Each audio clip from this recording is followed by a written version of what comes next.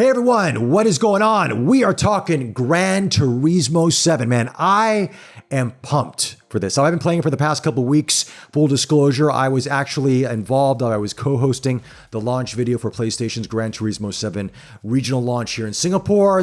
But that does not shape my opinion in any way, shape, or form for this, right? These are my thoughts and my thoughts only. I mean, because we know Gran Turismo is an awesome game. For 25 years, it's just kicked ass, right? But how good is Gran Turismo 7? And does it live up to some of the claims that PlayStation is wanting for people that aren't hardcore gamers, aren't hardcore sim racers? Can you still enjoy Gran Turismo 7? What are some of the facets you may like if you just love cars and if you're not a big racer? We're here to talk about that right now. Anyway, with that, let's get into talking about Gran Turismo 7. Now, I played Gran Turismo Sport previously, and look, I love Gran Turismo Sport. It's fun. You get right into the action and you just start building up your credits and building up your points, and it's fun to use. And now I don't have a wheel in my home. I don't have a sim in my home. I'm using the DualSense controller with my PS5. And I got to tell you, if you thought that was good on Gran Turismo Sport, you are going to be blown away with what it acts like with the PlayStation 5. Because DualSense controllers, I just want to put this out there for those who aren't hardcore gamers, you're going to be fine with the DualSense controller, right? The gyroscope inside of it is awesome. It's accurate, it is responsive, but the feedback on the controllers, I'm getting a little ahead of myself in this review, but trust me, the feedback on the controllers is fantastic. And when you're playing other Gran Turismos with the DualSense controllers, right, everything vibrates and moves all as one, right? Right. But with PS5 and Gran Turismo 7, it's different. Every move is specific. If you're in the left side, if you're skidding to the left side, you're going to feel the left side of the controller. If you're hitting your brake or your gas, you're going to feel that acceleration. You're going to feel the braking, shaking here and there. And if your brakes give out, you're going to feel that. If you're doing rally racing and you're on dirt and you're terrain, it's all over the place. You're going to feel the skids. It's awesome to play with. Let's talk about the world of Gran Turismo 7. And it all basically is in the hub, in the world map. You go to the GT Cafe, and this is where it all starts, and this is where it all begins from. And the GT Cafe is it's your introduction to the world of Gran Turismo, and they do it in such a way that if you're not a hardcore gamer, you're going to understand this because it walks you through the history of automobiles, what each car stands for, what the history of each car is about, or manufacturer for that matter, front-wheel drive, rear-wheel drive, four-wheel drive, different classes of cars. It teaches you everything as you go through these challenges. The GT Cafe really it challenges you. It's fun, it's enjoyable, it's relaxing. The whole way it's designed, you've seen it in some of the launch videos and you've probably seen already some reviews on it. It's really cool. And you go through these different menu books in the cafe. Hence the cafe, you need a menu. And you go and you can do, let's say, collect these 3 cars, you get this, you get some points, you open up some tracks, you go to the next level, the next level, the next level. And then it'll say, okay, well, you need a better license than what you currently have. So then you have to go to the licensing center, et cetera, et cetera.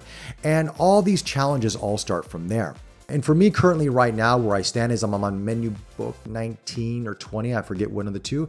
And I'm trying to finish my super license exam. I've been on that track for the past few hours with not a lot of success. Even trying to get the bronze, because you're getting a gold, silver, or bronze when you're doing your licensing. Yeah, it was really tough, but they did send out a patch recently to make it a little bit easier to get the bronze. And I mean by a second easier, because some of the timings they wanted you to get in your licensing were like, how the hell am I going to get this? Man, you've got to really be damn good at racing. And I'm pretty good, right? I'm not too bad myself, but it was like, this was stressful.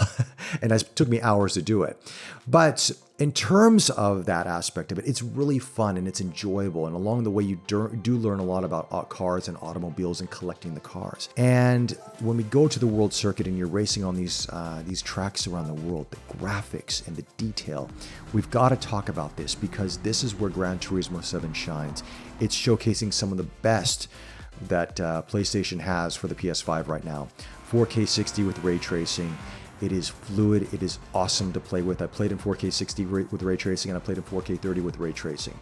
And because my TV doesn't do 4K 60 with ray tracing, right? So it's beautiful, guys. You are going to be blown away by the reflections and how light affects things. If you're going through a tunnel and then you hit sunlight, the glare on your windshield like you're driving, it's there. You can tell I'm really excited. But before we go on, here's a message from our sponsor. Here at Geek Culture, we love our keyboards, especially with the all-new Logitech MX Keys Mini. An elegant and functional keyboard, its ultra-responsive rounded keycaps are super stable and quiet for more productivity. There are buttons to enable dictation, microphone audio control, and emojis. The backlit keys illuminate when you get close and matches the lighting of the environment you're in. It lasts up to 10 days on a full charge or 5 months with the backlights turned off. To find out more about the Logitech MX Keys Mini and their latest range of products, head over to logitech.com. When you're in this world with the sound, that 3D audio sound that's inside of this game, if you have the headphones for that, you're gonna love it. But the sound and the image quality blows your mind.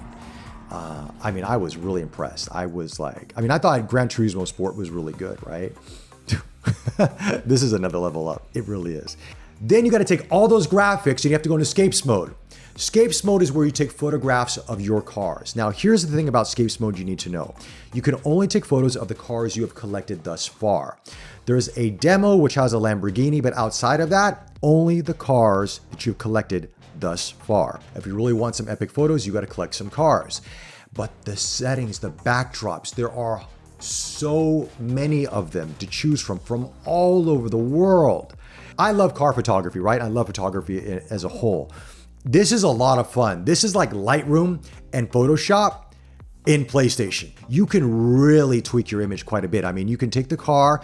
Now, you can't change the color of the car inside Scapes mode. You can only do that through the GT Auto section in the game. I'll talk about that in just a second, where you can customize everything there. But in Scapes mode, you can change there's various different lightings, different presets for the overall scene, or for your backdrop, or for your car. You can mask things out. You can really get into your various different contrasts and bright points and midpoints, and you can black levels. You can play with that a little bit. Your saturation. You can move the car around almost 360. You cannot go on top of the car, seeing from top down or kind of bottom up. You can't do that as of yet, at least from my experience. But you can move the car around, turn it around. You can move it around the scene to place it where you want it to be. You can put multiple cars in a scene if you want to do that. You can have panning shots. You can depict how fast you want the car to be going for your panning shot, how much of the car you want to be in focus. I'm telling you guys, this is a photographer's wet dream when it comes to car photography in Gran Turismo 7. I probably know some people will just buy this game just for that, to be honest with you, because I know this kind of photography, this online gaming photography, is really capturing a market out there and a segment. And I can see a lot of images going to be going up on Instagram, IG stories, or whatever the case is, because it's awesome, man. It is so damn cool. It is really cool. So let's talk a little bit more about the cars, some of the newer aspects to Gran Turismo 7. You have access to used cars now, so you can purchase used cars if you want to do that. And also when it comes to tuning your car, you have a lot of tools at your disposal, and it teaches you along the way. When you're in the tuning center and you're trying to figure out how do I tune my car? What is each part for? You have different segments inside of that. You actually have a guide there that's going to walk you through what each part does, and if you need a subsequent part for that to make that all work in harmony. Then if you want to go into shopping for brand new cars, you go to Brand Central, and it's this beautiful showcase with all the different brands there.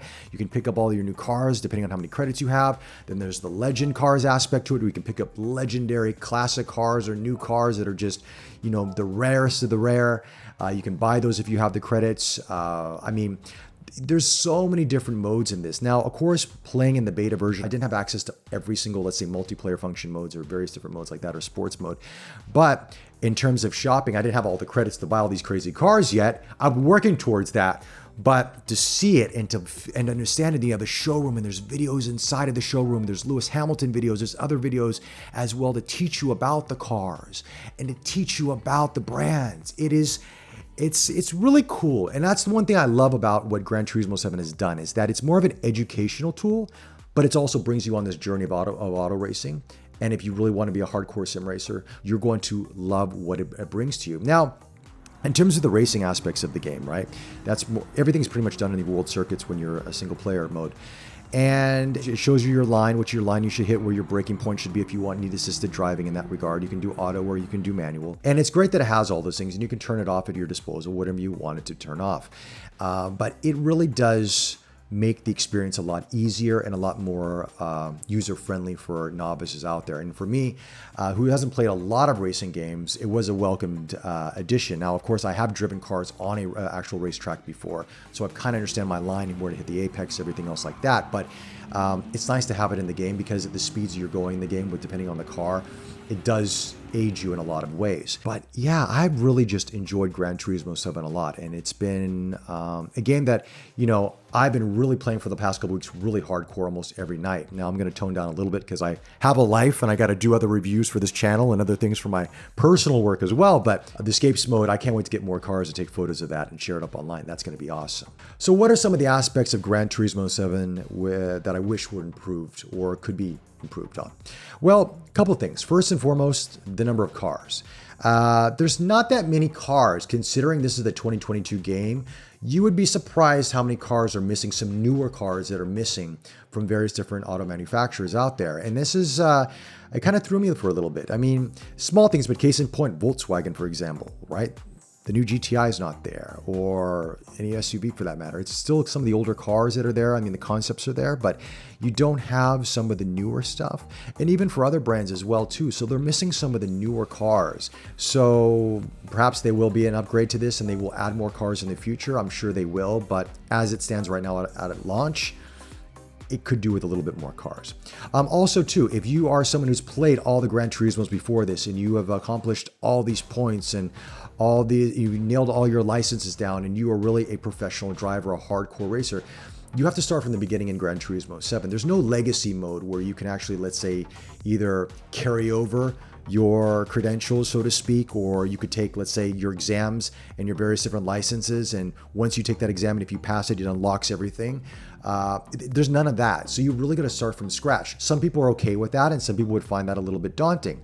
I mean, for me personally, when I was playing Gran Turismo Sport, I was racking up some good points and racking up some experience, and none of that carried over whatsoever. I had to start from scratch with GT7. So that would be nice if that was included in the game, so you didn't have to start from the beginning, but you know what they say? It is what it is. But outside of that, I think Gran Turismo 7 is just a fantastic game. It's not even a game, it's a platform. It's an automobile platform. History, collectability, tuning your cars, understanding racing, photography. The journey that you take in GT7 is really cool. And I, for one, am a fan. I didn't expect, when I watched the launch video and everything else, I thought, okay, this is really interesting. But when you get to play it and you get to experience it, I can just see myself just enjoying myself, hanging out for an afternoon for a couple hours, taking photos and sharing them online, or just reading about on cars and watching some of the videos inside the game and just learning a little bit more about the industry as a whole. And GT7's all that for you. And if you want to be the most hardcore sim racer out there, you can do that as well. Anyway, those are my thoughts on Gran Turismo 7. Let me know your thoughts in the comment section below. Is this a game you've picked up or going to pick up? Any questions you have, I will try to answer those for you.